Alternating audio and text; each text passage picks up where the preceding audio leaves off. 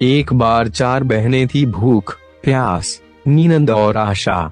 चारों बहनें अपने आप को एक दूसरे से बढ़कर बता रही थी। भूख कहती थी कि मैं बड़ी हूँ, प्यास कहती थी कि मैं बड़ी हूँ, नींद कहती थी कि मैं बड़ी हूँ और आशा कहती थी कि तुम सबसे मैं बड़ी हूँ। लेकिन इस बात का कोई फैसला नहीं हो पाया कि चारों में से कौन सी बहन श्रेष्ठ थी। जब चारों बहन आपस में इस बात को लेकर बहस कर रही थी, तभी उनके घर के पास से एक बहुत ही बुद्धिमान पंडित जी गुजरे। उन्होंने चारों बहनों को आपस में जोर जोर से झगड़ते सुना। तब वे घर के अंदर गए और पूछा कि क्या बात है, तुम आपस में क्यों झगड़ रही हो। तब चारों बहनों ने अपनी बात पंडित जी को बताई। तब पंडित जी बोले कि मैं तुम्हारी इस समस्या का समाधान कर दूंगा।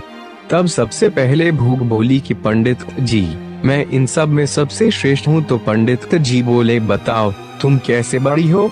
भूख बोली कि इस संसार में भूख के ही कारण लोग अपने घरों में खाना बनाते हैं, नए नए तरह के पकवान और व्यंजन बनाते हैं, और जब मुझे भूख लगती है तब वे सब मुझे भोजन कराकर अपनी भूख को मिटाते हैं, इसलिए मैं बड़ी हूँ। पंडित जी बोले कि चलो देखते हैं, आज मैं पूरा दिन कुछ नहीं खाऊंगा, देखते हैं तब तुम कैसे रहोगी। पंडित जी को पूरा दिन बीत गया और रात होने को आई थी, लेकिन पंडित जी ने कुछ भी नहीं खाया। जब भूख को भूख लगने लगी तब उसने अपने घर में पड़ी बासी रोटियों से अपनी भूख शांत की। भूख को ऐसा करते देख प्यास पंडित जी के पास आई और पंडित जी से बोली कि पंडित जी देखो, मैं बड़ी हूँ। भूख अपनी भूख मिटाने के लिए घर में पड़ी बासी रोटी खा रही है। तब पंडित जी बोले, अब तुम बताओ तुम श्रेष्ठ कैसे हो। तब प्यास बोली कि लोग अपनी प्यास बुझाने के लिए कुआं खुदवाते हैं, तालाब बनवाते हैं, अपने घरों में पानी के मटके भर कर रखते हैं, और जब मुझे प्यास लगती है तब पानी पीकर मेरी प्यास मिटाते हैं, इसलिए मैं श्रेष्ठ हूँ।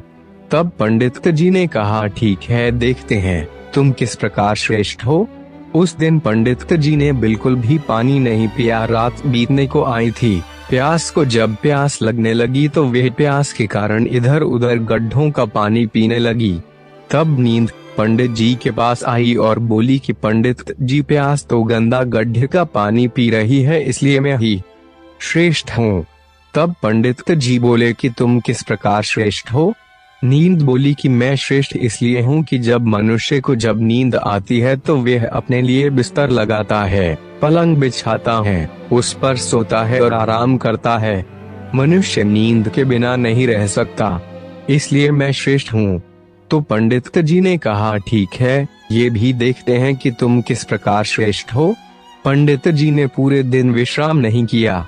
रात बीतने को आई थी। पंडित जी बिल्कुल भी लेटे नहीं, बल्कि एक तरफ बैठे हुए राम के नाम का जाप कर रहे थे। लेकिन जब नींद आई तो वे इधर उधर उबड़ खाबड़ जगह पर बिना बिस्तर के ही पड़कर सो गई। तब नींद को ऐसा देखकर आशा पंडित जी के पास आई और बोली कि पंडित जी, मैं ही सर्वश्रेष्ठ हूँ। पंडित जी बोले कि तुम किस प्रकार श्रेष्ठ हो। तब आशा बोली कि मैं ही वह आशा हूँ, जब मनुष्य हर तरफ से निराश हो जाता है तब मैं उसके मन में एक आशा का दीपक जलाती हूँ, जिससे वह अपनी सारी मुसीबतों को पार कर जाता है। उसे भगवान पर भरोसा होता है कि एक दिन उसकी मेहनत रंग लाएगी और उसके बिगड़े काम बनेंगे। पंडित जी ने कहा कि चलो तुम्हें भी आजमा के देखते हैं। उस दिन पंडित जी ने कुछ भी काम नहीं किया और अपने मन में निराश होकर बैठ गए। जब आशा ने पंडित जी के मन में जाकर आशा का एक दीपक जलाया, तभी राजा के सिपाही पंडित जी को ढूंढते ढूंढते उस स्थान पर आ पहुँचे और कहा कि पंडित जी, आपको राजा ने बुलाया है। जैसे ही पंडित राजा के पास गया तो राजा ने उसे कहा कि पंडित जी, आप हमारे राज्य के बहुत ही बुद्धिमान और ज्ञानी पंडित हैं, इसलिए मैं आपको आज से राज पंडित नियुक्त करता हूँ। और उन पंडित को राजा ने बहुत सारी सोने की मोहरें भेंट स्वरूप दी। पंडित जी ने आशा से कहा कि वाकई में तुम सर्वश्रेष्ठ हो, क्योंकि जब आशा की किरण मन में जलती है तो मनुष्य अपने जीवन में सब कुछ प्राप्त कर सकता है।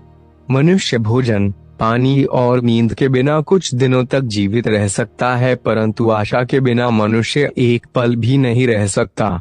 जिंदगी से निराश व्यक्ति को ये सब भोग भी अच्छे नहीं लगते। हारे हुए इंसान की जिंदगी मौत के बराबर होती है। इसलिए व्यक्ति को अपने जीवन में आशा के दीपक को नहीं बुझाना